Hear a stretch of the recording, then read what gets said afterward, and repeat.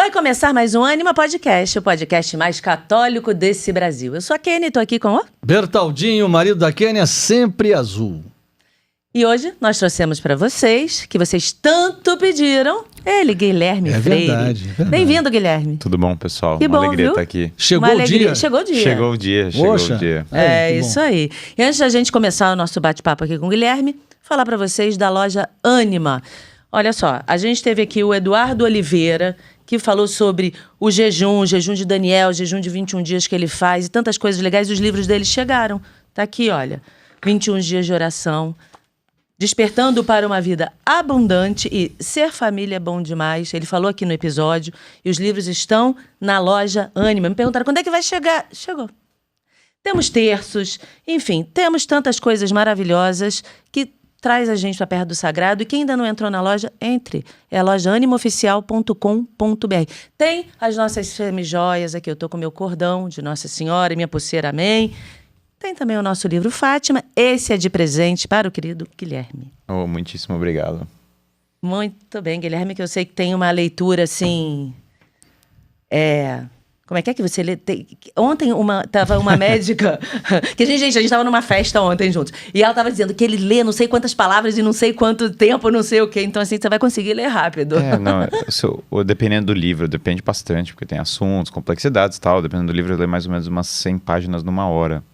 100 páginas numa hora? Você faz assim, então. Caramba. Mas assim, obviamente depende do livro e tal.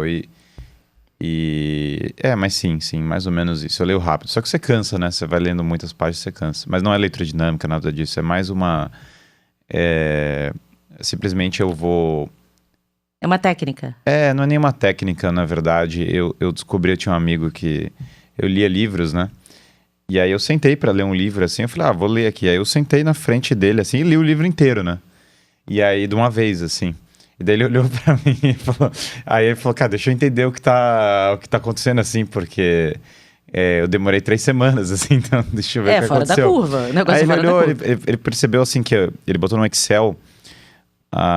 porque eu leio mais ou menos o golpe de vista, eu pego uma parte da frase inteira. Então, eu não pulo nenhuma palavra, nada disso. Eu só olho com golpe de vista várias palavras de uma vez e eu vou indo por blocos de palavras de uma vez. A gente, isso é pra quem tem inteligência no nível além, entendeu? A minha capacidade não permite isso. Eu sou sanguínea, eu tenho que ler o parágrafo mais de uma vez, porque a cabeça viaja. Eu vou lá e... Peraí, Mas deixa para as pessoas, assim, o que eu sempre recomendo de leitura é ler todo dia, no mesmo horário. Começando com meia hora por dia, nossa, a pessoa já vai ler muita coisa. Pra criar o hábito, né? Se a pessoa ler 10 páginas por dia, em 7 dias ela já leu 70 páginas. É bastante coisa. Bastante coisa. Especialmente para um mundo que não lê nada. Exatamente. Que é só um mundo que você passa assim e vê a Se você dobrar esse figurinha. número de páginas, ela lê 20, já são 140 na semana. Na semana. Que já é um pequeno livro. Já é um pequeno livro. Maravilha. Mas, antes da gente continuar o nosso bate-papo, dizer pra vocês, gente, que o Guilherme, quem não sabe, assim, da formação, às vezes as pessoas veem muitos vídeos e veem o Guilherme Freire falando aqui, falando ali e tudo mais, mas ele é professor e mestre em filosofia, formado pela PUC de São Paulo e Mosteiro de São Bento. Ele é fundador da comunidade Filosofia do Zero. E assim, o que eu acho fundamental e principal é que ele é casado com a Ana Clara, pai da Catarina, Esther, Tomás e Miguel.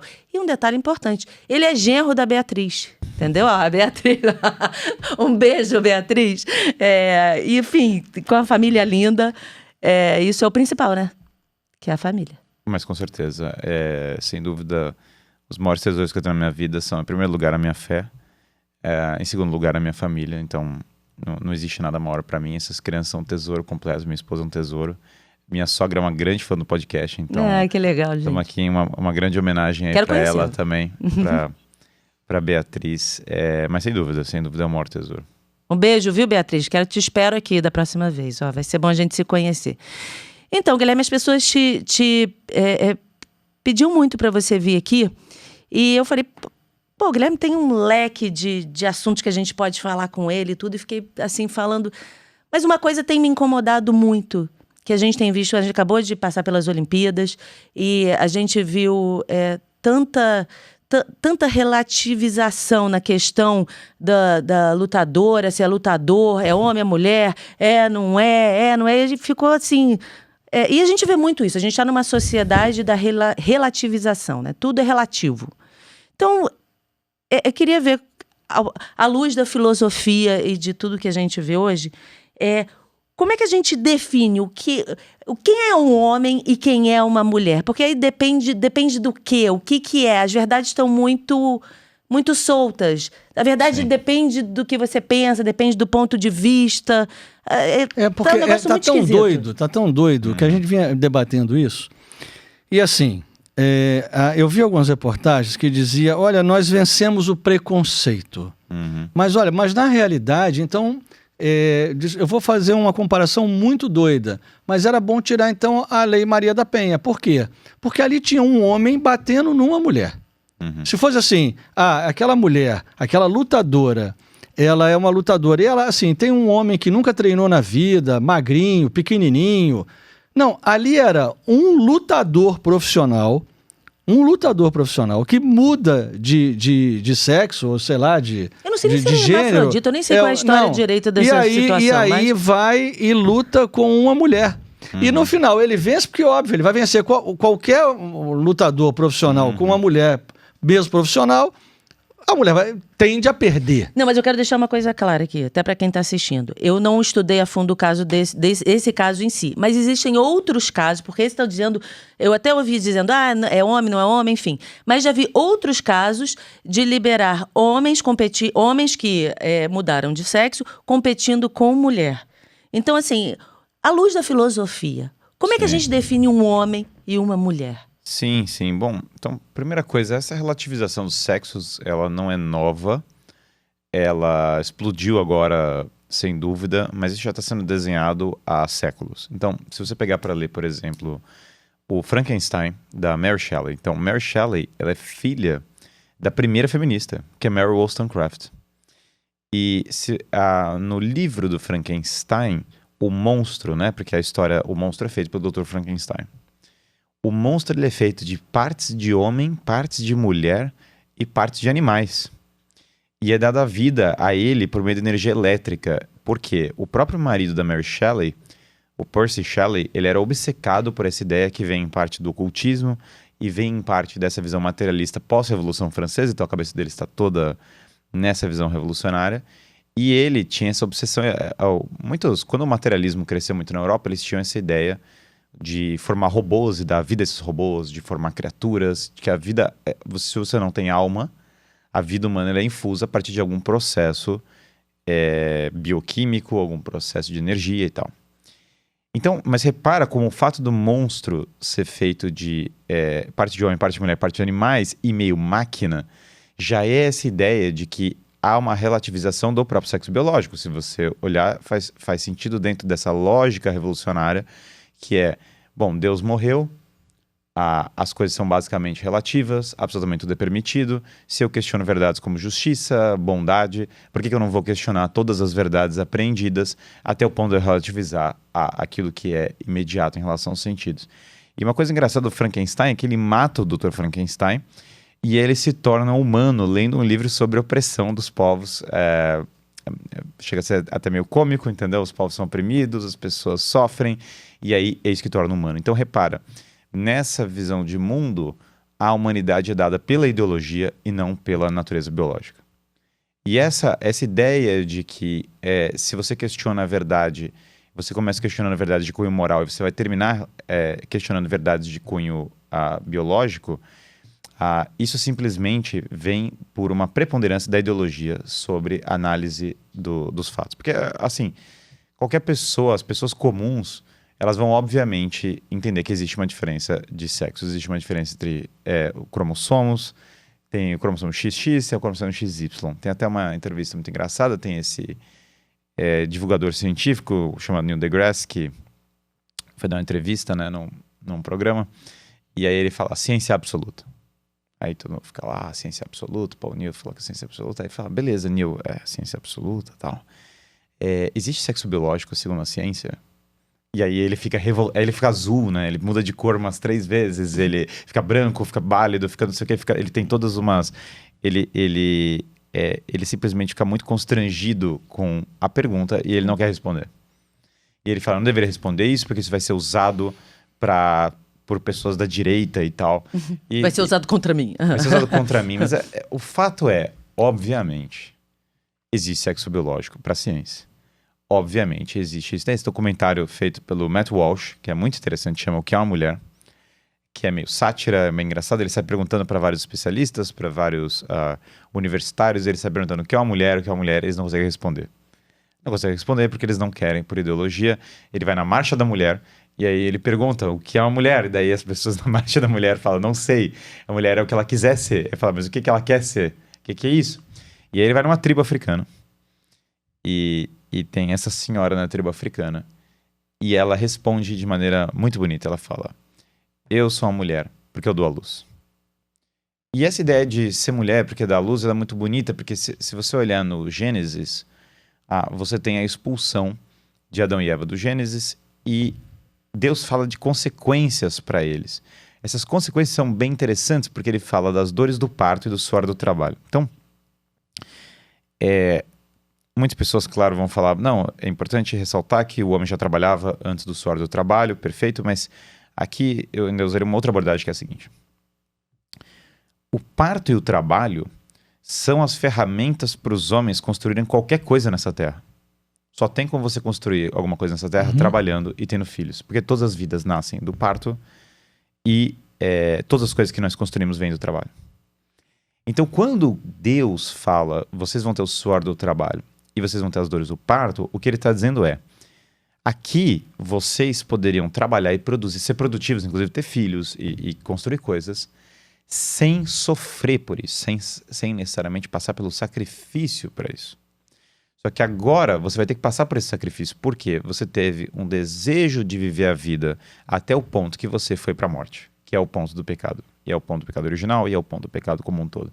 Você está tão apegado a algo menor, a bens menores, a bens parciais, a bens que não são o bem último, e você acaba perdendo a vida porque você se desalinha do próprio Deus, que é quem sustenta todas as coisas no ser, e portanto é quem dá a vida. E aí, se você está desalinhado da natureza que sustenta a sua vida, a morte é uma consequência natural, porque a sua alma vai desalinhando do seu corpo, é um desalinhamento total de todas as coisas. Mesmo o homem tem uma natureza boa, no entanto ele é desalinhado pelo pecado original, e esse desalinhamento gera uma série de hábitos nocivos. Então Deus fala o seguinte, olha, mas tem um caminho para voltar, esse caminho é por meio do sacrifício. Esse caminho do sacrifício, o homem, ele vai suar, e ele vai sofrer com isso, mas trabalhando ele vai conseguir criar várias coisas. E aí vem toda uma noção de santificação do trabalho. São José Maria Escrivá fala maravilhosamente bem disso. E você olha agora para a fertilidade. Então, agora em relação à mulher. Porque a mulher tem um dom maravilhoso. E a resposta dessa senhora da tribo africana ilustra bem isso. Ela dá a vida. Claro que, obviamente, o homem está envolvido na fecundidade. Mas, obviamente, é protagonista da fecundidade. No entanto, essa beleza, essa grandeza de dar a vida é um dos elementos fundamentais. Então, quando você olha a natureza, quando você olha a mulher, Edith Stein escreveu maravilhosamente bem sobre a mulher. Você olha que a mulher, ela tem toda uma dimensão de acolhimento. Um lar, normalmente, é formado em volta de uma mulher.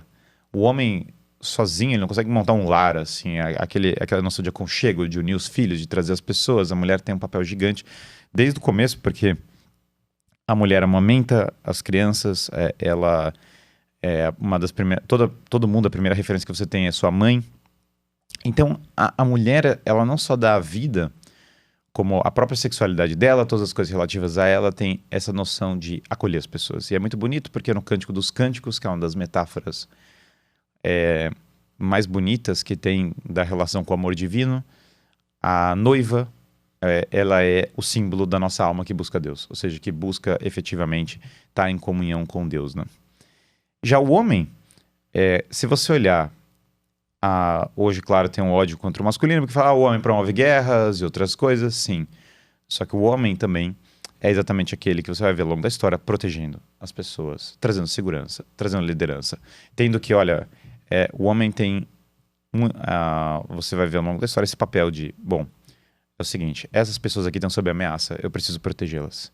Então, eu preciso arriscar minha vida, eu preciso dar minha vida para guiá-las. Então, se o lar, ele depende, e você está tendo a criança que é amamentada e está lá. Se a mãe está amamentando a criança, por consequência, quem está protegendo a casa, quem está trazendo as coisas que vão construir aquela dinâmica? Bom, alguém tem que estar lutando por ela. E se não tiver ninguém lutando por ela, e se não tiver homens fortes, e aí o problema do homem fraco, o Jordan Peterson fala muito bem que se vocês têm receio dos homens fortes, espera até conhecer os homens fracos. O homem fraco, na verdade, é o que gera quase todos os problemas que nós temos. Quando você tem essa presença do homem forte, dessa figura do homem que vai zelar e proteger aquelas pessoas, o homem dá a vida pela sua própria família. E esse homem que dá a vida pela sua família, né? Ele... Claro, São Paulo fala disso. Fala exatamente disso, que esse é o papel do marido, esse é o papel de um pai. Quando ele está ausente, você tem uma série de problemas na sociedade. Então, hoje 50% das crianças no Brasil crescem sem o pai. E existem muitas estatísticas problemáticas associadas a isso. Aumento da incidência do crime, aumento da presença das drogas, menor sucesso profissional, maior instabilidade emocional, maior propensão a problemas psicológicos isso são graves. dados, né, que são coletados, que São você vai simplesmente dados. observando Mas exatamente com a ausência do pai que vai acontecendo. Essa ausência é só por morte ou por separação também? Ah, não. O mais comum é basicamente o pai... você tem adultério, outros casos fora, e o pai deixa a família. Esse é o mais comum. Morte também é um presente no Brasil. O Brasil é um país extremamente violento, mas o fato mais comum é simplesmente... Aumenta muito o índice também de você ter um pai que é um vivo, mas pai vivo que não é presente, de independência química. Ou seja, dos 50% que sobraram, ainda tem mais esse problema. Imagina sim, também tem os que deixaram, né? Mas imagina que metade dos casamentos do Brasil também termina em divórcio. Então, simplesmente... esse é um dos fatores estatísticos maiores. Então, a ausência paterna, e tem estatísticas, agora pararam de fazer estatísticas, antigamente eles faziam, porque eles começaram a perceber que as estatísticas são um negócio ultra reacionário, né? Se você fala números, obviamente esses números vão sempre pender contanto que eles não sejam completamente enviesados. Por exemplo, se o pai vai à missa, a chance dos filhos irem à missa é muito maior do que se só a mãe vai à missa. É verdade. Só a mãe vai na missa, os filhos têm uma chance... eu não lembro agora o número exato, mas era uma coisa ali perto para menos da metade de chance de irem. Se o pai vai na missa junto com a mãe, se vão os dois, mas especialmente o pai é o fator decisivo, esse número sobe, sei lá, para tipo 90%. Então, que assume uma coisa de liderança, né? Então aí tá diretamente o ataque ao pai, né? Porque aí se destrói essa célula. Mas da figura masculina como um todo. Porque na sequência, o que acontece? Se você, voltando para essa mentalidade revolucionária, que em vários lugares estou falando isso, você mata Deus, depois você mata o rei. Exatamente. O rei é o vigário de Deus na terra. Na verdade, assim, em ordem, né? Você tem, primeiro, Deus como rei é questionado. Então, a realeza divina é questionada. Depois, você tem a autoridade do Papa questionada. Então, você fala, não, a autoridade do Papa não deveria ser assim, você não deveria ter um Papa, ou etc. Depois, você tem a ideia da morte dos reis. Os reis precisam morrer. Eles são... E olha que no Brasil, a princesa Isabel é uma pessoa excepcional. Nós que falam mal da família real aí, Mas acontece que a princesa Isabel foi a última governante digna desse país. Esse é o bem da verdade. A maior grande governante última desse país foi a princesa Isabel. E apesar de ter sido essa pessoa incrível, Dom Pedro II era um homem de altíssimo nível, ela era uma mulher assim ainda mais incrível. Eles foram derrubados por uma oligarquia maçônica de terceira categoria que simplesmente não fez nenhum bem para o Brasil. Então, mas esse ódio contra os reis, eles estão me oprimindo, eles são a autoridade, eles são isso aqui, é uma sequência desse ódio contra a autoridade. E se eu mato o rei, se eu tiro o rei, quem é o próximo mini monarca, quem é o próximo vigário de autoridade no mundo é o pai de família. Então, o pai de família precisa ser desconstruído, porque e existe um elemento muito forte, porque assim, a revolta contra o pai é uma metáfora da revolta contra Deus. Toda revolta contra o seu pai é uma revolta contra Deus em alguma medida. Claro, tem pais que são pais desvirtuados, e aí, obviamente, a criança está tendo que, ou o jovem, ou até o adulto está tendo que se desvencilhar dessa ordem injusta. Então, claro que existem nuances, mas vamos pensar numa situação de um pai que só quer trazer ordem, só quer trazer o bem para as crianças. Essa revolta, ela é praticamente a revolta contra Deus igual, assim, a mesma coisa, que é a criança mimada, que quer mais coisas, que não quer se subordinar, que não quer ter, que não quer estar lá. Você tem a parábola do filho pródigo, é isso. Eu quero a minha herança, eu vou embora, eu vou torrar o dinheiro para seguir os meus prazeres, eu não quero saber de você. Então, essa revolta contra o pai, que é uma analogia da revolta divina, ela traz para a nossa sociedade. Então, você pega a cultura pop, o símbolo masculino é desconstruído.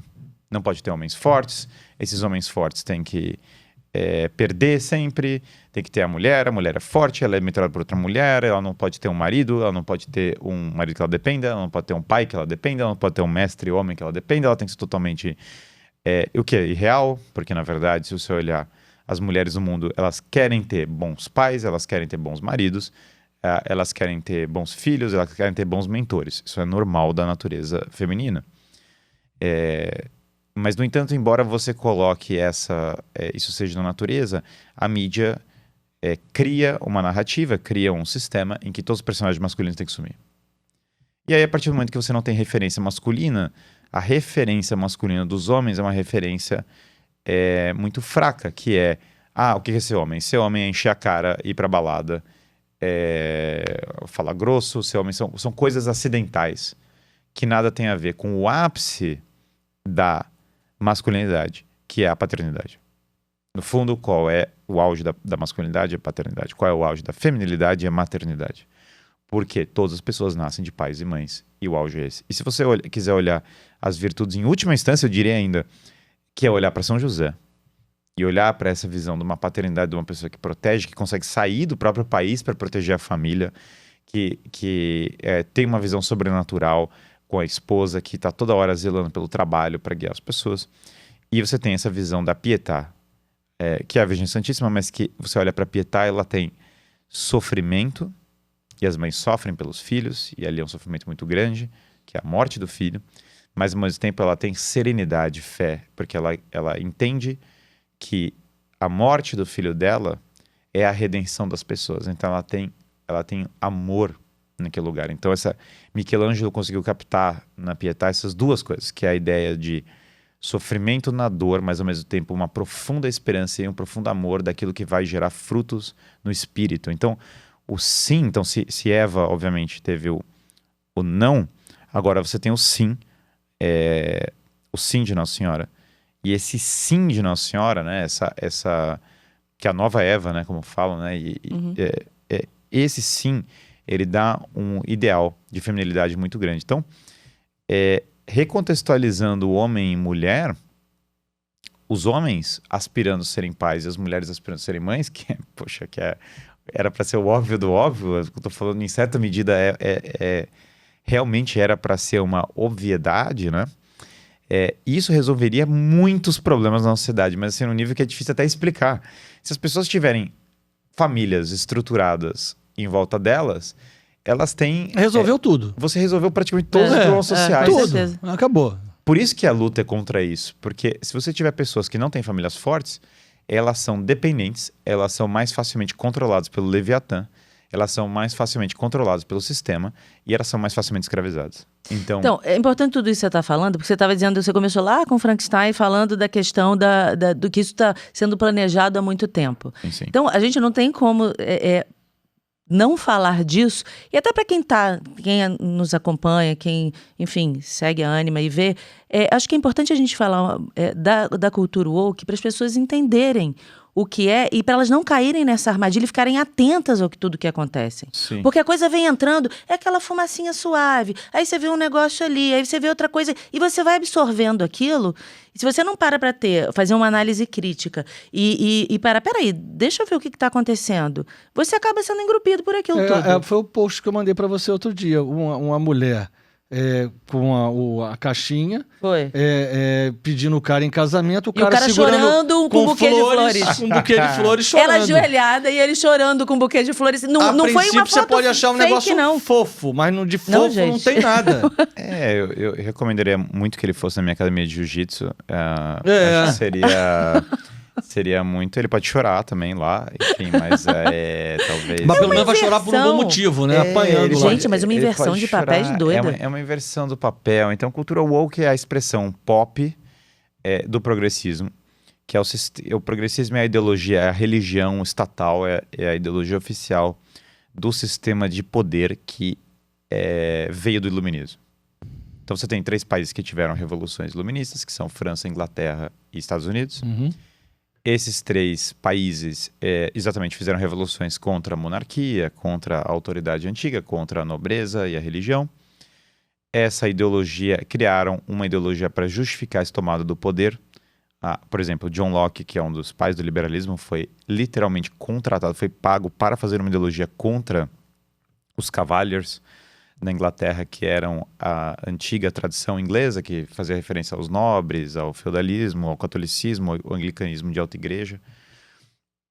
Quando criam essa ideologia contra isso, isso ao longo dos anos vai radicalizando, e aí você vai ter essa versão progressista, que é... Porque já tinha uma ideologia igualitarista, e é aquela coisa. Então, em primeiro lugar, uma fase liberal todos têm que ser iguais em relação a tudo, exceto propriedade privada. Depois você tem uma fase socialista, que todos têm que ser iguais a tudo, incluindo a propriedade privada. Mas ainda existe uma desigualdade biológica, sei lá, entre os homens. Mesmo no socialismo, as pessoas entendiam que havia, sei lá, talentos diferentes ou capacidades diferentes. Aí agora você tem uma terceira negócio que não, existe realmente, todos são iguais em relação a tudo, inclusive a biologia básica e todas as outras coisas, todos os itens imagináveis que você possa imaginar, inclusive o sexo biológico. Então, porque aí foi pro gênero, né? E aí foi pro gênero, e aí você tem, claro, Michel Foucault, Judith Butler e tantos outros ideólogos que foram, efetivamente, enfatizaram esse ponto. Então, o que acontece ali é que essa cultura iluminista, ela vai virando essa cultura progressista. Por isso que isso é tão forte em Inglaterra, França e Estados Unidos em particular. Porque simplesmente é um desdobramento dessa cultura revolucionária. O Marquês de Sade e outros já eram prefiguradores dessa revolução que viria a entrar muito forte na questão moral. Então, como França, Inglaterra e Estados Unidos são também os ganhadores das grandes guerras e são as potências, você tem nos Estados Unidos uma tetrarquia de poder. E que influenciam culturalmente, né? Muito, muito. A gente vê uma preponderância cultural muito grande. É só o que tem, na verdade, porque se você olhar, nos Estados Unidos tem uma tetrarquia, que é Harvard, New York Times, Departamento de Estado e Fed, quem imprime dinheiro, quem tem as ideias, quem governa, sei lá, o Departamento de Estado tem literalmente um escritório do Brasil, que a função dele é controlar o Brasil, isso não é piada. Isso tem sério mesmo? É sério, o Departamento de Estado tem dezenas de milhares de funcionários, ele é unaccountable, na teoria ele é accountable ao presidente, na prática ele faz o que ele quer, tem um escritório do Brasil e a função do escritório do Brasil é controlar o Brasil. E ele tem escritórios para vários países. E ele está influenciando a política brasileira há anos, desde a época do Roosevelt. Essas 4 instituições que eu citei, que são Harvard, New York Times, o Federal Reserve e o Departamento de Estado, todo mundo é progressista e todo mundo é democrata. Ou seja, a gente não está falando de teoria da conspiração, a gente está falando realmente de algo que existe. Não, de um escritório montado. De algo que existe. Isso, claro, tem um escritório, exatamente. Então, real é um tipo de dólar, porque real é lastreado em dólar, graças a Bretton Woods, e todo dólar é impresso no Federal Reserve. O Federal Reserve, a Janet Yellen, que foi uma das pessoas lá, falou que a pauta mais importante do Federal Reserve é o aborto. O Federal Reserve controla o sistema fracionário global, então eles imprimem todo o dinheiro do mundo. E aí você tem agora, então, tem um Departamento de Estado, que é o maior órgão de poder dentro do governo americano, que tem um escritório Brasil, todo mundo é progressista, e aí você tem os caras que imprimem e controlam todo o fluxo do dinheiro, que falaram que a pauta mais importante é o aborto. É só você ligar os pontos que você começa a descobrir por que é uma ideia que nenhuma pessoa, nunca aconteceu de uma pessoa tá andando na rua e falar, nossa, eu acho que sexo biológico não existe. Isso nunca aconteceu. Isso não existe. Na verdade, o que existe é que tem um sistema de poder gigantesco, herdeiro de uma revolução, de revoluções, que tem esses ideais da Revolução Francesa, ideais ideológicos, e esse sistema de poder força essas ideias sobre os países. Então, quando um católico segue a pauta progressista, seja ele da hierarquia, um bispo, um padre, um leigo ou qualquer pessoa, o que está acontecendo? Ele não está seguindo algo que vem na tradição católica, ele não está seguindo algo que vem da tradição filosófica principal do Ocidente, que é o realismo filosófico. Ele não está seguindo algo que tem a ver com os valores que vão beneficiar. Ele não está seguindo nada que tenha a ver com nada. Ele está seguindo um sistema de poder que vem de uma revolução que é contra ele. Ele não sabe disso porque isso vai aparecer, sei lá, em Hollywood, ou numa matéria de jornal, vai parecer totalmente benigno. Vai ser, não. Quem está falando isso não é Departamento de Estado, é a Beyoncé, sabe? Só que a questão é que sei lá, a Beyoncé não é a culpada, obviamente, por isso. Ela simplesmente está sendo influenciada por uma máquina cultural que antecede muito ela. Não tem nem... não tem isso. Então, o que acontece com o catolicismo, no entanto, é que nós temos acesso ao tesouro da tradição. E nós temos uma tradição milenar. Na verdade, talvez, dependendo de como você olhar, eterna, por que não? Que vem desde toda a eternidade, porque, como fala o Cristo, antes eu era, né? Então ele simplesmente é o alfa e o ômega. Então, você tem como seguir a tradição católica, e aí o que você vai descobrir na doutrina e na tradição da igreja? Uma liturgia belíssima, de valor perene, você vai descobrir um caminho, e você vai ter uma doutrina moral que vai te ensinar que toda essa pauta woke, ela é irreal. Então, as pessoas se iludem, claro, porque elas pensam assim, não, eu só quero igualdade, eu só quero bem, eu só quero que as pessoas que são oprimidas parem de ser oprimidas, sei lá. O problema dessa leitura é que o jeito como você vai ajudar pessoas que estão em situação de dificuldade não é relativizando os valores e entregando elas na mão de um sistema de poder com interesses escusos. O jeito como você vai ajudar as pessoas é tendo valores universais, um clima de comunhão e um clima daquilo que a doutrina da igreja fala que são esses órgãos intermediários, subsidiariedade, são associações que podem ajudar, oferecer comida para as pessoas, acolher elas, os hospitais, educação. Você precisa que as pessoas se ajudem, que elas se amem, que elas tenham comunhão. Essa comunhão e essa ajuda das pessoas, ela só pode decorrer de valores morais, porque se todo mundo for completamente egoísta, depravado e corrompido, como é que as pessoas vão ajudar umas às outras? Elas vão, obviamente, cuspir umas nas outras e atacá-las. Então, embora o sistema progressista finja querer proteger as pessoas, o efeito dele prático é exatamente o oposto, porque ele vai dissolvendo o tecido social, vai jogando um contra o outro, as pessoas não têm valores, não têm família, não têm isso, como é que elas vão ajudar? Você fica as pessoas vão brigar inevitavelmente, os conflitos só vão aumentar, só vai dar briga, a tensão, as tensões sociais, elas só estão aumentando com essa cultura, elas não estão cessando. Então, a solução é voltar para a tradição da igreja. Era as pessoas voltarem, sei lá, pensando nos padres, era voltar a ter um confessionário, voltar a seguir a doutrina e voltar a ter valores universais. Não valores particulares, porque o que está em jogo aqui são valores... esse é o meu grupo de interesse contra o seu. Eu não preciso do meu grupo de interesse contra o seu. Eu quero que nós sejamos parte do mesmo time, entendeu? Eu não tenho um interesse, a minha esposa tem outro interesse. Porque ela é a mulher, e é os direitos da mulher, e eu sou o homem. Não. Eu tenho uma família. O meu grupo de interesse é a minha família, é a minha comunidade. Eu quero que a minha família prospere, eu quero que meus filhos prosperem, eu quero que minha esposa prospere. E todas as pessoas que trabalham comigo prosperem. E as pessoas e tantas outras também. Então, essa ideia é muito bonita. Só que aí o que acontece com alguns católicos? Eles se iludem. Por quê? Eles pensam assim, não, eu quero essa comunidade, esse auxílio social. Quem que tem esses valores? É o progressista. Só que o progressista tem os valores opostos, então você não está entendendo, ele está querendo, o resultado que a pessoa está querendo é bem intencionado, porque ele está querendo algo bom. Só que ele cai no discurso sem entender que o que a pessoa que está passando esse discurso para ele quer é o oposto. Na verdade, ter pessoas, porque você está todo mundo viciado em drogas, Admirar o Mundo Novo, né, o livro do Huxley. Está todo mundo viciado em drogas, contraceptiva, não tem família, cada um está isolado, toda a cultura está destruída, ninguém lê os clássicos, ninguém está ligado a nada. Meu corpo, minhas regras, por aí vai, tudo isso. O sistema de poder vai controlar todo mundo. Sim. Você acha que isso já entrou dentro da igreja também, em alguma parte? Eu acho que isso entrou na igreja fortemente, tremendamente. Então a igreja, só que graças a Deus, a igreja é protegida pelo Espírito Santo. Só que o que acontece com a igreja? É muito importante que... Não, mas quando eu digo isso, desculpa, é só formalmente, porque, claro, a igreja é governada pelo Espírito Santo, mas imagine que esse próprio sistema diga assim para um cara desse, olha, vai lá e entra para um seminário. Claro. Se ordene padre.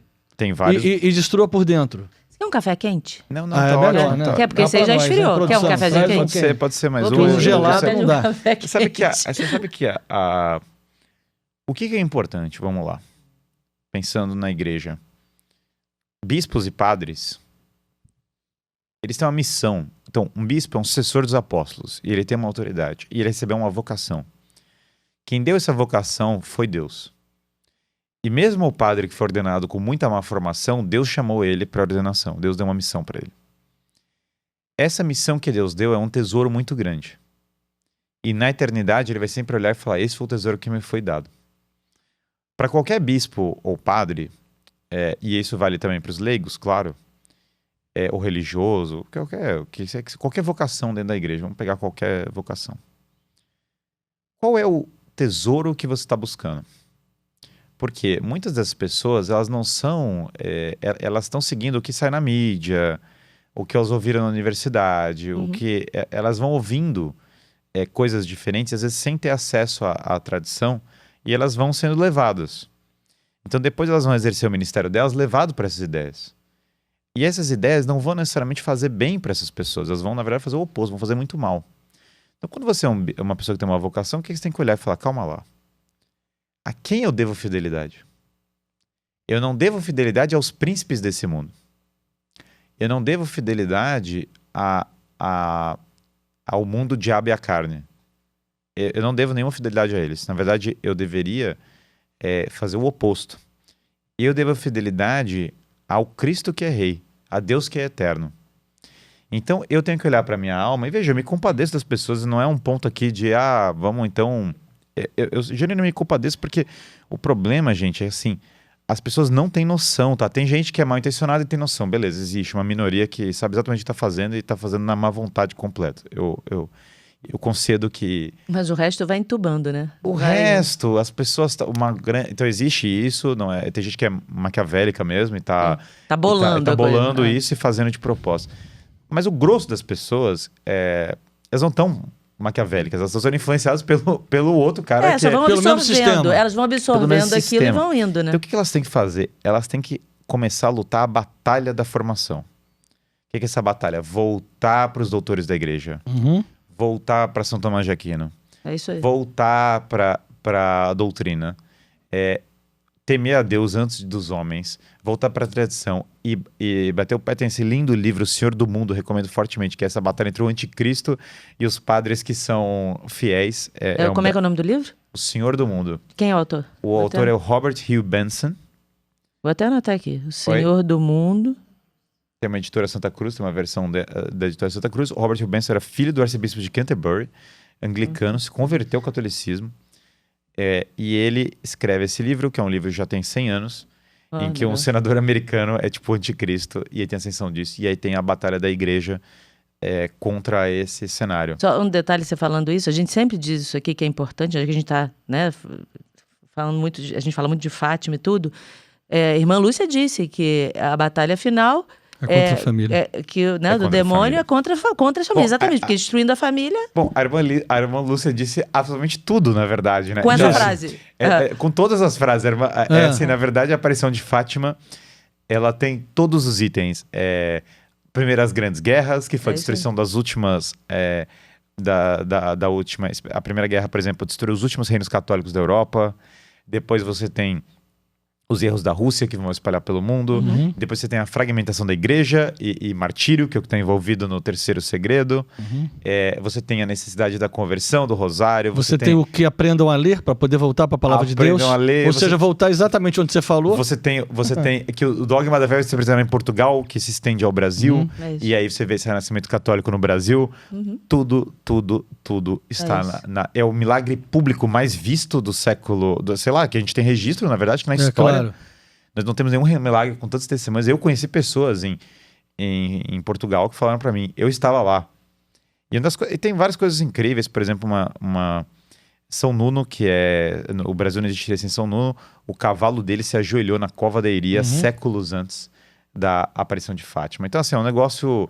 E Fátima, um detalhe muito relevante, fica entre Tomar e Batalha. Sim. Tomar é onde foi criada a Ordem de Cristo, que fundou o Brasil. Batalha comemora o começo das grandes navegações. Ou seja, o Brasil está 120% entre Rio de Janeiro e Fátima, porque o Rio de Janeiro foi fundado, né, como numa batalha religiosa em nome da fé e tal. Então, o Rio de Janeiro tem esse sentido simbólico. O Brasil está 120% conectado à mensagem de Fátima. Então, mas o importante também do Rio de Janeiro é que a primeira imagem de culto público de Fátima fora de Portugal está na cidade do Rio de Janeiro desde 10 de junho de 1929. Impressionante. Então, é o primeiro local no mundo que a documentação crítica de Fátima aponta que diz, olha, lá tem a primeira imagem de Fátima no mundo a culto público fora de Portugal. Porque a mensagem de Fátima é para nós. Então, assim, Fátima fala tudo. É exatamente Fátima isso. fala tudo, Fátima descreve tudo. Então, o padre, o bispo, o religioso, a freira e o leigo, e todas as pessoas têm que olhar e falar: a minha fidelidade eu quero seguir a mensagem de Fátima, eu quero seguir o tesouro da tradição, eu quero seguir a doutrina da igreja, eu quero confissão. Eu falei uma vez numa palestra, num seminário, eu falei, a doutrina social da igreja. Eu falei, olha, coloquem confessionários nas igrejas. Esse é o primeiro ponto da doutrina social da igreja. O primeiro ponto é esse. Porque se as pessoas não tiverem estado de graça, a gente está lutando uma batalha sem as forças e os exércitos que a gente precisa para vencer. É isso, Então exatamente. tudo começa isso. com as pessoas voltarem a se confessar e amar o Santíssimo Sacramento. Por isso que aqui a gente tem confissão de Não, segunda, na parte da manhã e na parte da tarde. Eu agradeço muito a Deus, porque já no ano passado, aqui foi a igreja que mais tiveram confissões na cidade do Rio de Janeiro. E a Arquidiocese do Rio de Janeiro tem muitos anos, né? E aqui se confessaram 24 mil pessoas. E esse ano nós vamos chegar perto de 40 a 50 mil confissões aqui. Isso é fundamental. Esse é um dos trabalhos mais importantes que pode existir no planeta, é esse. E as pessoas têm que voltar a estudar a tradição, voltar a conhecer. Tem um livro, tem vários livros, né? Tem a História da Igreja de Daniel Hops, que eu recomendo muito fortemente. Hops é ROPS. São 10 volumes, tem a História da Igreja completa. É o melhor livro de história que eu já li na minha vida, porque ele é um historiador da Academia Francesa. Daniel Hops, né? Hops, ROPS. Ele é um historiador da Academia Francesa. Ele é extremamente sério, extremamente vinculado às fontes primárias. E, ao mesmo tempo, ele fez um esforço para escrever como se fosse um romance. Então, a biblioteca inteira são 10 volumes, gigante. Só que você lê como se fosse um romance e ele está sendo, ao mesmo tempo, extremamente fiel aos documentos. Deve ser agradável de ler, né? Porque você extremamente agradável, recomendo fortemente. Tem A Fé Explicada do Léo 13, que é um belo livro. Que eu recomendaria também para quem está começando. Não, A Fé Explicada é a da obra, é lá aquele que tem. O Léo 13 é super bom. Sim. Esses dois livros são super bons para a pessoa começar a entender a doutrina básica, no caso da Fé Explicada, e a história da igreja, no caso do Daniel Hops. Mas se as pessoas voltarem aos grandes santos, Santo Agostinho, a Catena Áurea, voltarem a ler a Catena Áurea, os comentários do Evangelho via Catena Áurea, voltarem a entender a tradição, o Catecismo de São Pio X é super bom. Acho que tinha que voltar para os catecismos antigos também a ler, porque eles são claros, eles são diretos em relação à doutrina. Eu acho que se as pessoas voltarem a ler essas coisas e começarem a seguir isso, imagina, um católico que esteja seguindo as Confissões de Santo Agostinho, a Catena Áurea, os comentários, uma boa história da igreja para desfazer as mentiras que tem em relação à igreja. Para ter formação. Catecismo precisa. como esse de São Pio X, com esse essencial, você já vai começar a descobrir um tesouro da fé, um tesouro da tradição, que a cultura woke, ela vai parecer tão superficial e tão tosca, que não dá nem para saída. Não dá nem para sair. Você não vai querer saber disso, porque você vai olhar e falar, olha, eu tenho um tesouro gigantesco que você está me falando você está me falando de algo pequeno. Então, Não, e vai ter uma visão crítica, até para criticar o que ela absorve dessa cultura woke. Ela vai começar a ver as coisas e vai falar assim, peraí, isso aqui tá querendo me passar uma mensagem subliminar disso, disso, disso. Porque senão você vai assimilando tudo, você vai entubando tudo aquilo de uma forma muito... sem uma barreira, sem nada. Né? Aquilo você vai falou da entrando abertura em você. das Olimpíadas, ali já não tá mais nem implícito. Não, Já explícito, tá, totalmente assim, praticamente explícito, só claro. falta estar escrito... Claro. Somos satânicos, bom dia. Aliás, se não me engano, tava escrito um treco assim, tava escrito não sei o que do oculto, né? Então, assim, nem é uma... Nem é e mais... é engraçado as pessoas falando, não, era só um culto do Dionísio. Exatamente, que não tinha nada a ver, que não tava fazendo referência à Santa Ceia, tava fazendo... Mas o culto do Dionísio já é satânico, porque exatamente o culto do Dionísio... é isso aí. O culto bacante, só para as pessoas saberem, ele começava com a bebedeira e a insanidade, e muitas às vezes drogas. Depois ele ia pro sexo desregrado e depois pra violência física. Terminava o culto dionisíaco, as bacantes, com você arrancando as partes do corpo das outras pessoas. Então assim, o culto dionisíaco... Por isso que já tem esse contraste entre o culto do Apolo, que era o das Olimpíadas, que era o culto do corpo bem desenvolvido, do heroísmo, da clareza, das luzes, dos louros, né? O Píndaro, que é o grande poeta das Olimpíadas, cantava isso. E o culto dionisíaco é o oposto do culto olímpico. Ele é o culto dark, baixo. Então, ser o culto dionisíaco não deixa menos satânico, entendeu? É a mesma coisa. Você tá falando só com vários nomes. Mas sabe que, assim, eu fico pensando, os caras tiveram coragem de fazer isso, mas eu queria ver se eles tinham coragem de fazer alguma coisa parecida com os islâmicos. Ah, não, gente, claro que não. O Charlie Hebdo acabou de fazer uma postagem com Nossa Senhora cheia cheia dessa doença que tá aí. Aí eu falei assim, colocariam o Maomé assim? Claro que não, até porque mataram, né? Entraram lá no jornal e mataram todo mundo. Eu tava na Inglaterra, né? E a Inglaterra... O Chesterton tem um belo livro, aliás, mais um grande autor, né? E O Homem Eterno do Chesterton, super recomendo para as pessoas que não leu O Homem Eterno. Eu tô anotando aqui, porque depois se as pessoas perguntarem... O Homem Eterno é um belo livro. E fala sobre tudo isso que a gente tá falando, né? Muito bom. E ele tem um outro livro muito bom chamado A Taberna Ambulante. E a Taberna Ambulante fala que a Inglaterra ia virar um país islâmico, ateu, socialista. Pois é. E, bom, sei lá, aconteceu. Profético, faz 100 anos. 100 anos depois aconteceu exatamente o que ele falou. E eu tava na Inglaterra e tinha esse motorista, e eu tava indo pra missa, e ele era islâmico, né? O motorista do Uber. E aí eu fiquei conversando, aí era um trajeto longo, fiquei conversando com ele. E aí ele falou pra mim, nós vamos dominar aqui, os islâmicos, tal, ninguém tem filho, todo mundo é fraco. E aí... É uma verdade que ele falou. É uma verdade. E aí eu falei pra ele, mas vocês estão dominando aqui, porque esse pessoal é progressista e decadente. Mas se fosse católico, vocês não dominavam nem 1 metro quadrado desse lugar. Tô falando católico de verdade, tradicional. Aí ele olhou pra mim, assim, ele ficou em choque, porque ele não tava esperando... Que você fosse no embate, assim, com ele. Nunca, ele não tava esperando... Ele nunca tinha visto aquilo na vida dele. Ele fica dobrando a aposta pra cima dos ingleses, os ingleses arregando completamente. Os ingleses, assim, ainda, pelo amor de Deus, por favor, leva o meu país. Aí ele encontrou um personagem que ele não estava esperando. Eu falei assim, é o seguinte, na tradição... mas a fertilidade, eu falei, na tradição da igreja, a fertilidade é mais enfatizada do que na sua. Aí ele olhou, ele olhou e falou assim, de fato, o que você falou é uma verdade, não tem como negar. Se fosse católico... Ele falou isso, ele falou, se fosse católico de verdade, a gente não conseguiria dominar. Olha só. Como nunca dominou. Como nunca dominou quando era. E ele falou ainda, ele falou, e aí ele começou a fazer pergunta. Ele falou, eu acho muito dura a doutrina católica, porque eu acho que o homem tem que poder divorciar da mulher, porque não sei o quê. Ele começou a falar uns negócios assim. Daqui a pouco o cara vira católico. Não, daqui a pouco ele começou nesse nível, mas era engraçado porque ele começou a mostrar...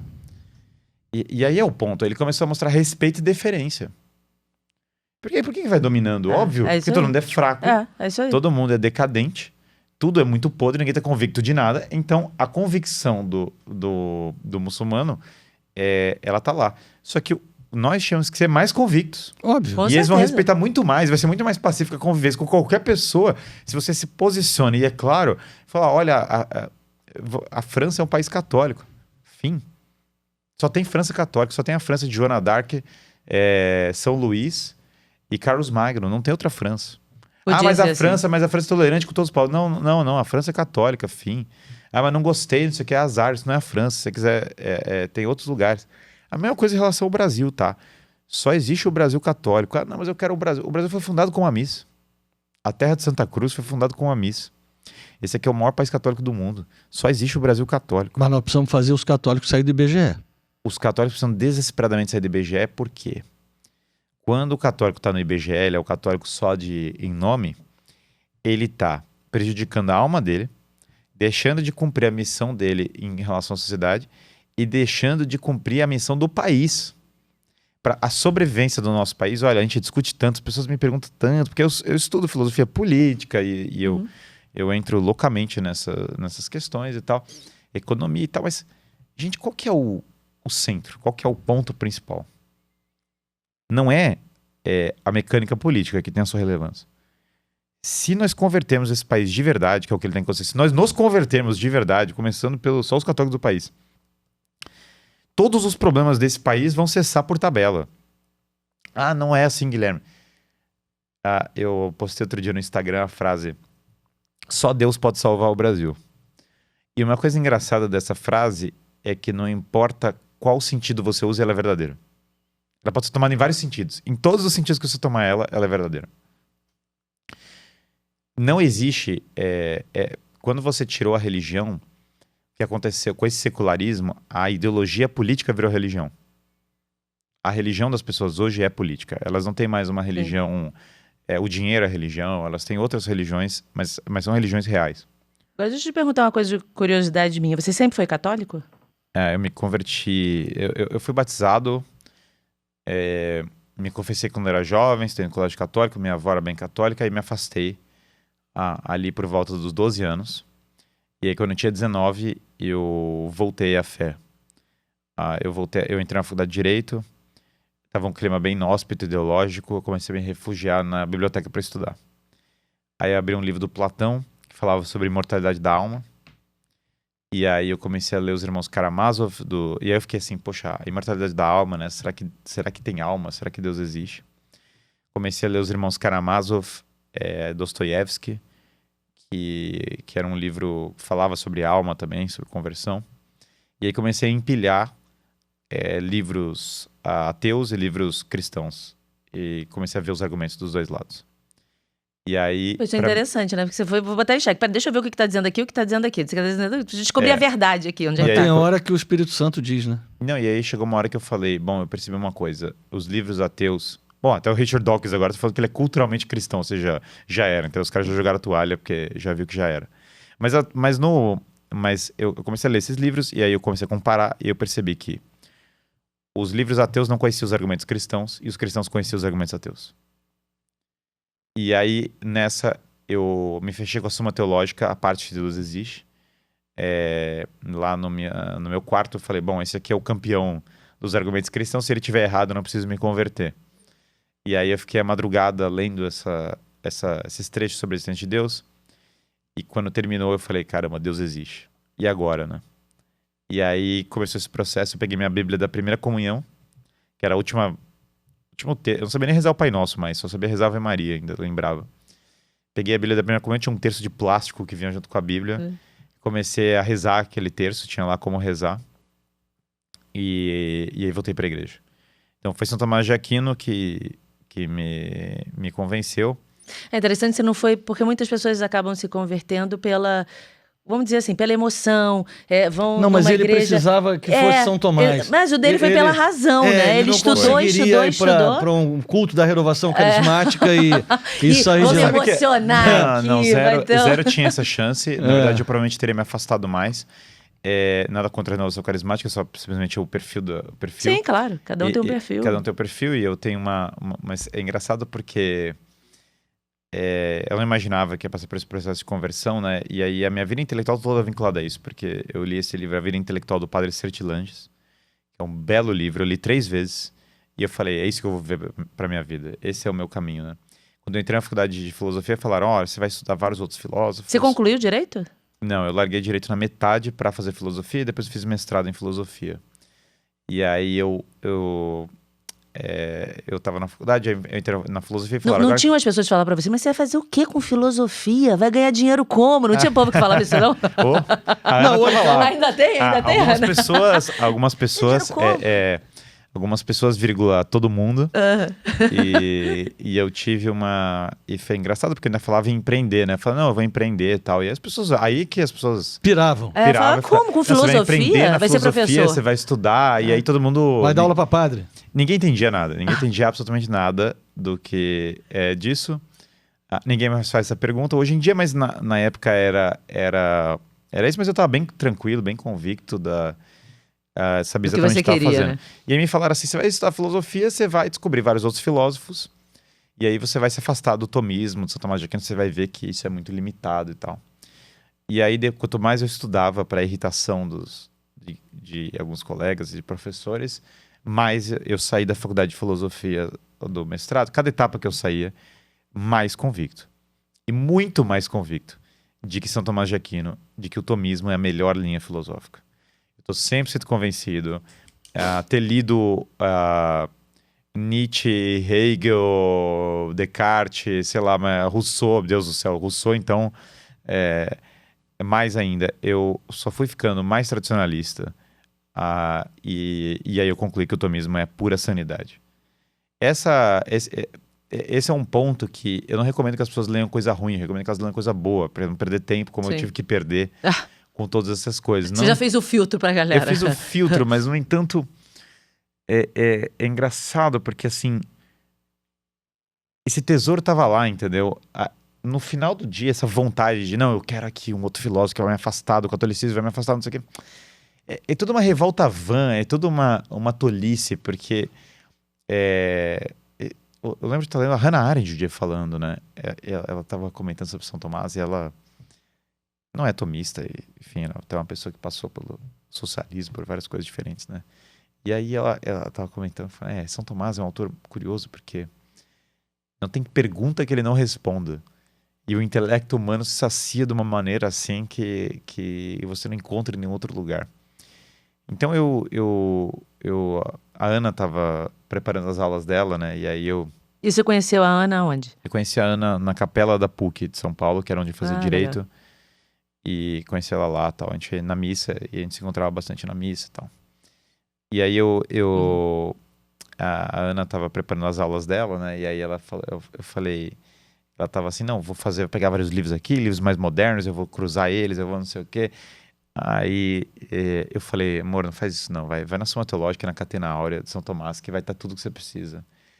Aí ela, não, porque eu vou fazer assim e tal. Aí deu super errado o primeiro projeto que ela fez assim. E daí depois A gente olha tanto pro lado, porque a Ana tá aqui que é sentadinha, a gente olha pra cá. Ela tá aí. E aí deu super errado. E daí... Hoje eu combinei que eu quero trazer ela aqui, tá? Ela vai vir aqui, fazer um programa contigo, hein? Aí minha sogra vai desmaiar. Aí, Beatriz, vamos trazer a Ana aqui. E aí, E aí ela, depois, ela entrou na Catena Áurea, na Suma Teológica. E a aula dela saiu simplesmente espetacular, saiu maravilhosa. E desde então ela tá dando aulas incríveis, assim. E isso é engraçado porque, claro, por que eu sabia disso que eu falei? Só porque eu passei a mesma coisa já passei a mesma coisa de tentar inventar muitas coisas, tentar achar que eu ia redescobrir a roda. E descobrir, o Chesterton fala isso, né? Ou você tem duas formas de chegar em casa, ou você dá a volta ao mundo e chega em casa, ou você fica em casa. Pois é. Então, para os católicos, é tão simples. É só voltar para o doutor Angélico, para os grandes santos e doutores da igreja. É só voltar para Santa Catarina de Sena, para Santa Teresa d'Ávila. Já tá tudo ali, né? Já tá tudo lá. Para Santo Agostinho, para Santo Ambrósio, para São Jerônimo. Tá tudo lá. Para São Pio X. É só fazer isso. Para São Tiago, Deus. Eu fui no túmulo de São Tiago, olhando lá, São Tiago de Compostela. Só rezando, olhando o apóstolo, sabe? O que tá nas cartas de São Tiago. É um tesouro maravilhoso. Os sacramentos estão nas cartas de São Tiago. As cartas de São Tiago são tão católicas que, sei lá, as pessoas têm que ficar dando várias voltas para fugir do apóstolo, entendeu? O apóstolo mesmo. Então, isso é uma... É outra coisa, né? Sobre a pessoa que fala, não, tudo é a Bíblia. E se fala, beleza, vamos ver aqui Sabe que nós temos por missão a Ânima. Aqui nós temos, digamos assim, duas grandes instituições. Nós temos a instituição Tarde com Maria, que é uma instituição que tem 39 anos e que ela fala para dentro da igreja. Sim. Mas a Ânima, ela fala para o mundo. Não que a Tarde com Maria não fale, mas a linguagem da Ânima é para o mundo. E daí onde eu vou chegar? Nós agora vamos lançar uma comunidade. Essa comunidade da Ânima, ela vai ser com muitos professores que vão ajudar exatamente a isso. A formação de gente que está no mundo, que não descobre, ou que nunca descobriu, ou que nunca leu esse tesouro. Porque é impressionante, por exemplo, as aulas de Fátima aqui é um centro de estudo de Fátima, levam 3 anos. No início, o que os meus alunos dizem? Nossa, 3 anos? O que é a frase do último dia lá, para depois continuar o estudo? Nossa, já vai acabar? A pessoa não entende que Fátima começa com o Tratado da Santíssima Trindade, porque o anjo já aparece e traz o Santíssimo. Então, assim, na hora que você mergulha naquilo, vai muito além de cantar a 13 de maio na Cova da Iria. Ou saber, Nossa Senhora apareceu 6 vezes e disse isso e ponto. Não, aí você vai, desdobrando aquela coisa. O que Nossa Senhora... Mas o que a Nossa Senhora queria com isso? O que o anjo, como é que Perfeito. E aí, assim, a gente hoje está muito focado nisso, na formação, porque sem a formação, as pessoas elas vão sendo levadas. Perfeito. Sopra um vento, você vai para lá. Sopra um vento, você vem para cá. Você não tem uma raiz formada. E é preciso formar cada vez mais isso. Depois, atrelado a isso, nós temos uma uma catequese que é dada quando criança e que muitas pessoas não se recordam mais. Ali, elas assim, com E também 6, quando 7, criança 8 você tinha uma anos, limitação para tem uma absorver limitação pra alguma entender coisa, aquilo. né? Perfeito, perfeito. Ou seja, a gente tem Depois- que multiplicar muito essas iniciativas, como por exemplo o Padre Paulo Ricardo. Podia Sim. ter uns 2.000 Padre Paulo Ricardo que não ia esgotar. Não tem como esgotar, porque tem muita gente precisando dessa formação. Na verdade, o que a Concorda, gente não? mais precisa é isso. É? A gente precisa de 2.000 padres Paulo Ricardo e 30 desse instituto e assim vai, entendeu? Precisa... Veja, esse renascimento católico do Brasil é real, tá acontecendo. E agora nós precisamos multiplicá-lo, né? E muito. E muito. Outro dia eu estava conversando, não sei se era com o Wendel, onde é que a gente estava. A gente estava fazendo uma soma de todos os influenciadores de hoje. Vamos entrar num tema um pouco agora da internet. E somando todos os maiores, a gente não tinha o número de um único cara que nós identificamos, que eu não vou dizer agora quem, mas que o sujeito, assim, digamos, ele está na turma do outro lado, entendeu? Que está levando as pessoas para um local que não tem que ir. Isso somando todos nós juntos. Ou seja, mas é que há coisa muito o ruim que é mais fazer. fácil, né?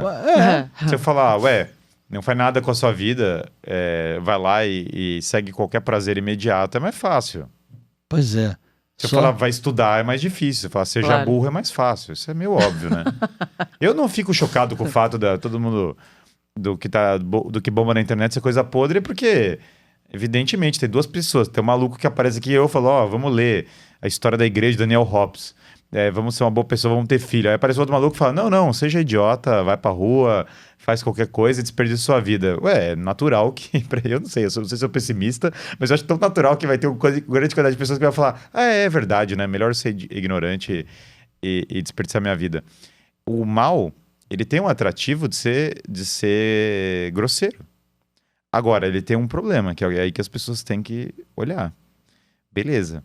É um caminho fácil que você só vai tomar pedrada na cabeça. É exatamente isso. É igual a engordar, você pode ficar engordando indefinidamente. Muito mais fácil engordar Sim. do que perder Sai peso e tá em comendo, forma. não se mexe, nem levanta da cama e só vai comendo. Só Agora, vai... Pô. o salário disso vai ser caro. É A exatamente. ignorância vai ser E caro. vai ser eterno. Vai cobrar bastante. Então, assim, eu acho que o volume do mal decorre da facilidade. Só que nós estamos falando para pessoas que têm racionalidade. Então, elas têm que olhar, abrir a cabeça e olhar e falar assim, olha, calma lá. Esse caminho é fácil, mas ele é o caminho da perdição. Então, esse é o ponto. Eu acho que a nossa batalha é que sempre o mal vai ser mais simples, no sentido... Na verdade, ele é mais complexo em muitos aspectos, porque é meio esquizofrênico, é meio loucura. Só que ele sempre vai ser o caminho da decadência. Ele tem uma inércia na decadência. É só ser várzea. Só que do nosso lado tem um outro negócio, que é o seguinte, a verdade é a única coisa que funciona. Então, ser ignorante é mais fácil do que porque ser a inteligente. verdade, ela tá relativizada também. Aí, outro dia eu tava vendo, é 6 ou é 9? Depende, eu tô vendo daqui é 6, o cara tá vendo de lá é 9. Então, a verdade é do ponto de vista do que vem. Então, não se tem mais uma verdade. É o que pregam. 6 ou 9 é muito bom. Tá bom, então eu vou te dar 6 socos ou 9. Você pode escolher, você escolhe o ponto de vista que você vai querer. Ele vai falar, não, então eu prefiro que fique virado pra cá. Exatamente. Nessa Depende, hora... nessa hora eu quero 6, né? Eu vou olhar do Eu 6. sempre falo com os Nessa hora eu não quero lutadores, 9, né? eu convivo muito com Adorei lutadores de isso. jiu-jitsu, né? E tem alguns que estão se convertendo, né? E é maravilhoso. E aí eu tenho eu falei, não tem todes, não tem progressismo. É muito difícil ter progressismo na academia de jiu-jitsu, né? E aí eu falei com o lutador, ele falou, lógico, né, Guilherme? O cara vai falar assim, não, eu tô sentindo... eu sinto que você não tá me estrangulando. Não tem como, entendeu? A realidade se impõe. Fala, não, eu tô sentindo que eu tô livre. Não tem sentido. Sim. Na hora que a realidade se impõe, tá lá. Se você não trabalha, você não vai ter dinheiro para pagar as contas. Se você não cultivar o seu corpo vai bater em você de volta. Se for ignorante, as coisas da vida vão bater de volta. E se você viver uma vida afastada de Deus, aqui na Terra, você já vai ver as consequências.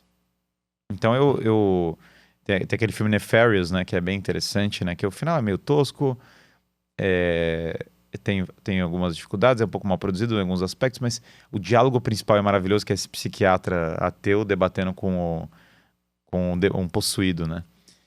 E aí tem a cena que o possuído fala assim, Tem coisas, eles falam dessa... Nós temos agora igualdade do não sei o quê, igualdade de gênero.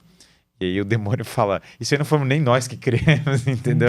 Meio que tipo, isso aí vocês mesmo que estão se dando tiro no seu próprio pé. Então, eu entendo que o problema aqui que a gente tá vendo é que, beleza, tem volume, o mal tem volume, isso assusta às vezes que você vê volume, tipo o Senhor dos Anéis, né? Muito. Tem lá aquelas poucas pessoas e aí chegam os orcs e os orcs são legião. Mas o mal tem volume, mas não tem qualidade. E não tem volume e faz barulho também. Faz muito barulho. Porque você vê, sei lá, o exército dos orcs tá lá, gigante e tal. Mas, embora tenha volume e faça barulho, a realidade tá do nosso lado. Então, as pessoas precisam ter perseverança ao longo de anos e ir insistindo que funciona. Não, que funciona eu não tenho dúvida. Mas quando vocês estavam falando, eu estava pensando aqui no diálogo de Nossa Senhora, quando ela fala da aparição, ela mostra o inferno. Nossa Senhora fala a respeito do céu e do purgatório e mostra o inferno. No final do diálogo ela diz, muitos vão ao inferno porque não tem quem reze ou se sacrifique por eles. Sim. Então assim, o rezar e se sacrificar não é relativo, é objetivo. Você tem que pegar e fazer. Se você não rezar, não deu. Se você não se mas Fátima é quase de Marte pro pessoal hoje em dia. Você fala em se sacrificar, as pessoas se sacrificarem, ainda mais para ajudar outras, para salvar outras. Mas todo mundo tem sacrifício na vida. Mas é um horror.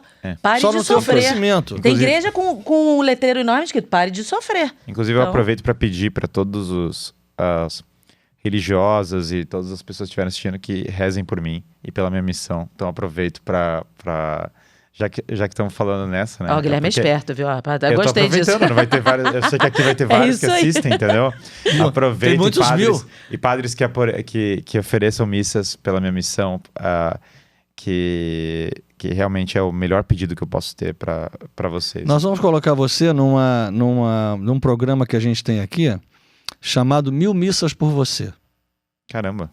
Só são 1000 missas por você. Caramba, bom, isso aí é o que eu mais preciso. Isso aí já é o maior tesouro. Pronto, então vale a participação. Eu vou colocar você nisso. A gente você tem um sua nome. Mulher. Tem um nome que fica escrito. 1000 isso é muito missas legal. por você. Nos próximos 7 meses, você vai receber 1000 missas. Na intenção de vocês. É muito legal, né? Que o sacrifício de Cristo vai ser feito na sua intenção. Aqui. E já, por exemplo, a partir de amanhã já tem 4. Então, por exemplo, terça-feira você já está com 8 missas no final do dia, tá? Quarta-feira você já está com 12. Eu acho maravilhoso isso e da minha parte, em retribuição, eu vou continuar insistindo para as pessoas estudarem e se converterem sem parar. Eu acho que esse é o melhor modo de agradecer e retribuir. Isso é ótimo. Nós vamos fazer isso. E entender um pouco da sua comunidade. Você tem uma comunidade que é Filosofia do Zero. Sim. Ou seja, a pessoa que nunca estudou filosofia, nunca viu nada. Eu quero dizer a você que eu tô nela, tá? Pois é, que tá nela no quê? Na comunidade? Não entendi. Eu entrei. Ah, tá. Eu não tava entendendo. Tu não é o que nunca estudou filosofia? Não entendi. Não, eu estou. Não, entendi. Pode me procurar lá que você vai me achar. Mas assim, a pessoa que nunca viu nada, nunca abriu um livro de filosofia, se ela entrar, ela vai entender, vai começar Exatamente, por isso que é Filosofia do Zero. Então, Filosofia do Zero eu sou professor de filosofia, é minha paixão, e eu sempre tive essa ideia de, poxa, eu preciso começar com algo para a pessoa que nunca estudou antes, que não tem porque tinha muitas iniciativas de filosofia que já era para pessoa que já era formada, que já tinha uma bagagem. E o Filosofia do Zero, a ideia é que sim, a pessoa chegue nos níveis mais avançados, mas que comece do zero. Então tem muito módulo introdutório, aula sobre obras de arte, tem um dicionário filosófico dentro da comunidade para explicar os termos, o que é metafísica, o que é essência, porque uma das grandes dificuldades da pessoa no começo são os termos mesmo, ela vai travando na terminologia. Tem a vida dos filósofos para a pessoa conseguir se guiar e uma linha do tempo. Então, vai pegando agora... Essas aulas estão gravadas? Essas aulas são gravadas. Hoje nós temos dentro da comunidade uma aula, por exemplo, para cada um dos diálogos de Platão. Que bacana. Então dá para a pessoa ler a obra inteira do Platão acompanhada. Tem bibliografia e tem uma comunidade muito ativa. A gente teve encontro no Rio de Janeiro agora nessa viagem. A gente abriu 100 vagas, lotou na hora. Em uma hora, assim, já tinha lotado do encontro da comunidade. Só alunos, né? São só encontro dos alunos. Então, eu tive encontro em Fortaleza também, em São Paulo. Então, os alunos estão começando a se encontrar para criar grupos de estudo, para criar comunidade, para fomentar o estudo da filosofia. Então, Filosofia do Zero é uma metodologia para a pessoa se guiar na filosofia e conseguir estudar de maneira sistemática, né? Você tem mais professores lá com você? Tem vários professores, são dezenas de horas de conteúdo. Acho que já tem mais de centena de horas de conteúdo. E tem um com roteirinho para vários pessoas ir seguindo, né? Para saber quais são os passos. Primeiro passo, segundo perpétuo, passo. fica aberto direto ou não? Fica aberto direto, é uma assinatura que está sempre aberta. Tem vários professores, tem vários dos melhores professores de filosofia do Brasil e agora estou chamando vários do exterior também para o Filosofia do Zero. Então, tem um amigo meu que é professor de Cambridge, que está dando aula agora para Filosofia do Zero, está gravando agora. Enquanto a gente está falando, não hoje, mas ao longo dessa semana, né? Uhum.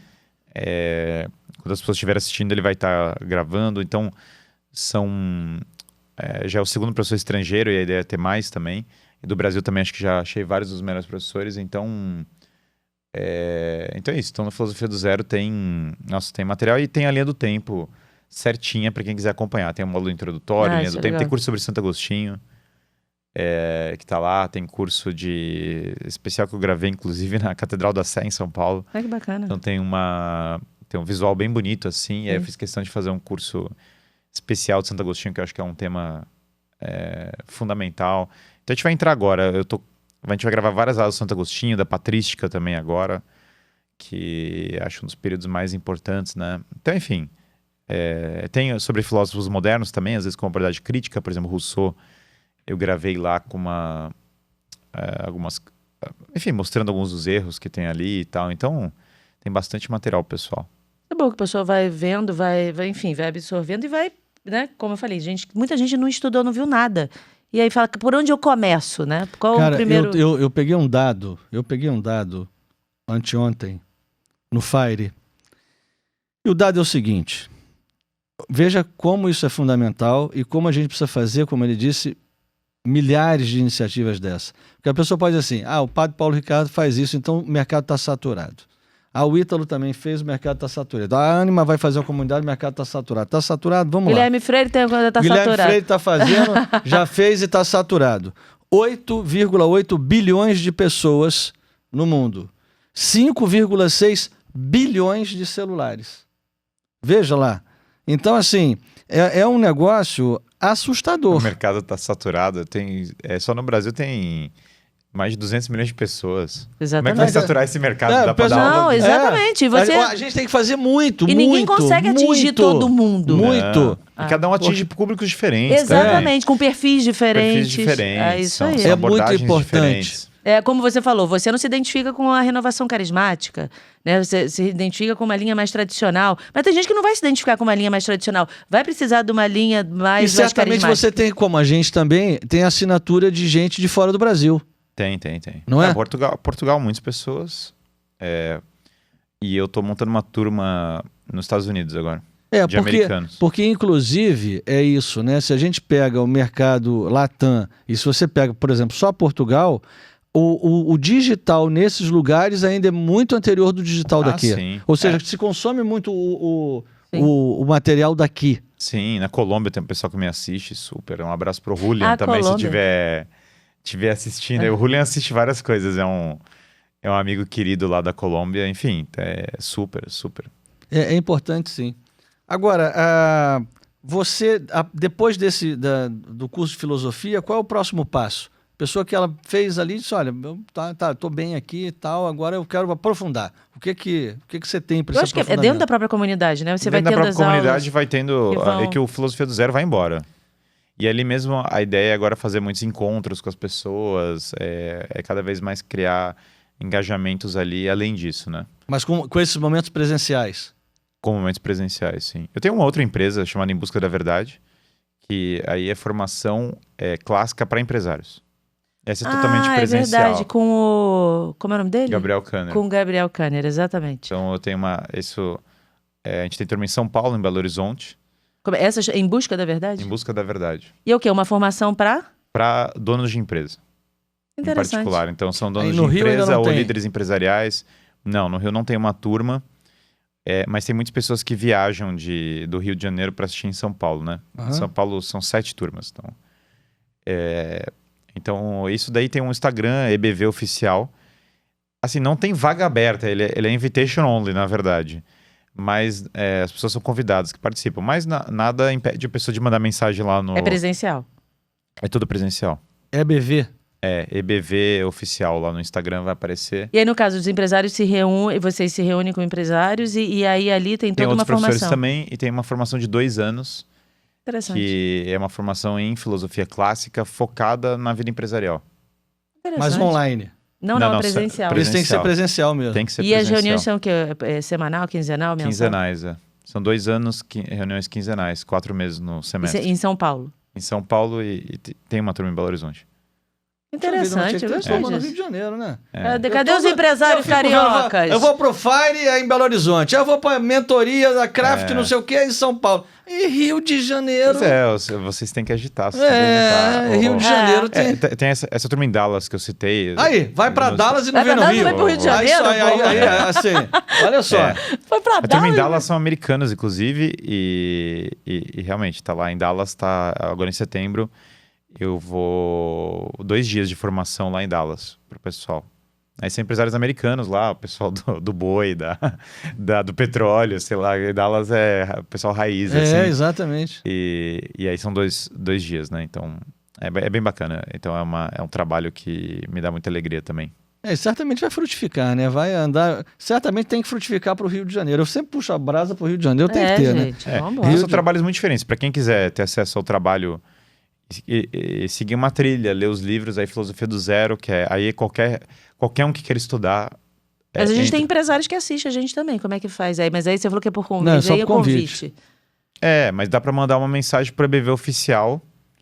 E aí, claro, porque no fundo a pessoa manda uma mensagem lá, ela vai contar da vida dela, vai contar Porque deve ter um pessoas. critério de aceite. Tem um critério, mas usualmente o que vai acontecer? Muitas delas vão ter contato com alguém que já está no curso. Assim. E aí, naturalmente, a gente vai trazendo as pessoas. Gostei disso, interessante. Eu também. Né? Ó, muito bom. Muito bom. Gente, Guilherme Freire é uma aula, exatamente. uma aula. Que é isso. É pouco. Eu só quero dizer pra vocês que ele tem que pegar um avião já, né? Tem que pegar um avião agora. Ele tem que pegar um avião já. Mas é uma aula. E tá prometido, Ana. Ana, você é a próxima. Você Olha, virá, quem viu? sabe um dia o Guilherme Freire possa nos dar a honra de dar uma aula na comunidade Ânima. Vai ser um isso prazer. aí. Vai ser uma alegria. Se vai ser você uma alegria puder, ela marcar. também. E Ana também. Por favor. Queremos. A gente vai lançar Queremos a o casal comunidade. Freire, família e aí seria Freire. muito, assim, uma grande honra pra gente se você pudesse fazer isso, viu? Grande honra mesmo. Não, Quem? a Ana Clara está com um trabalho muito bom de formação das mulheres, em especial. Ó, que bacana. Tem um Então- pilar das mulheres, são 7 pilares. Você É isso aí. Você concorda? Você A pode Ana nos está ajudar? Olha especialista nisso, Edith Stein. A Ana tá virando uma especialista em Edith Stein. Então, Ela é ótima, nossa. olha o Instagram dela lá também, Ana Clara Freire. É isso aí, Ana Clara Freire e o seu Guilherme, mas o seu Guilherme Guilherme FCL Freire. FCL Freire. Então, Guilherme, gente. é o meu sobrenome, Guilherme Fraceto da Cunha Lima Freire. Esse é o nome principesco, hein? É, você tem um negócio Esse aí vem da meio, monarquia. da Que monarquia é aí, isso? cara. Não, minha família de fato descende da... Ó, minha família é acertei, do viu? Nordeste, não da monarquia brasileira, de uma nobreza pequena portuguesa, mas minha família chegou no Brasil no primeiro século, então. Ah, viu? Por isso que tem o Salam Aleikum e tudo do nome. Desculpe ter É, ligado. é a região do norte de Portugal, região do Rio Lima. Minha família vem da região do Rio Lima, que é encantadora. Que bom. Ah, gente, muito bom, viu? Muito bom. E graças só. a Deus ele conseguiu vir. Pois é. Tava prometido Nossa. e veio. Que bom, a gente fica muito feliz. E vocês que gostaram, mandem o conteúdo aí, compartilha com outras pessoas. Deixa lá, faz aquilo tudo que vocês já sabem, inscreve no canal, fazer o quê. Deixa comentário. Bota aí o que vocês querem escrever aí pro Guilherme. Que até vão escrever, queremos mais Guilherme, queremos mais Guilherme. Aí a gente combina, né? Não é tão tranquilo você vir pro Rio, mas a gente... Não, mas quem sabe um dia ele vai ter um curso aqui, ele vai vir. Pois é. Entendeu? Vai a Dallas e não vem aqui? Misericórdia. É isso aí. Vamos cortar essa conexão São Paulo-Dallas, ele vai ter que fazer São Paulo-Rio-Dallas, que o avião sai daqui, entendeu? Muito bom. Muito Agora que bom. o Galeão tá reativado, né? É isso Olha aí. aí. Guilherme, super obrigada, viu? Alegria Obrigada. minha. Deus abençoe você e sua Obrigado família mesmo. toda. Gente, Muito obrigado. brigadão. Beijo grande. Tchau. Tchau, valeu aí.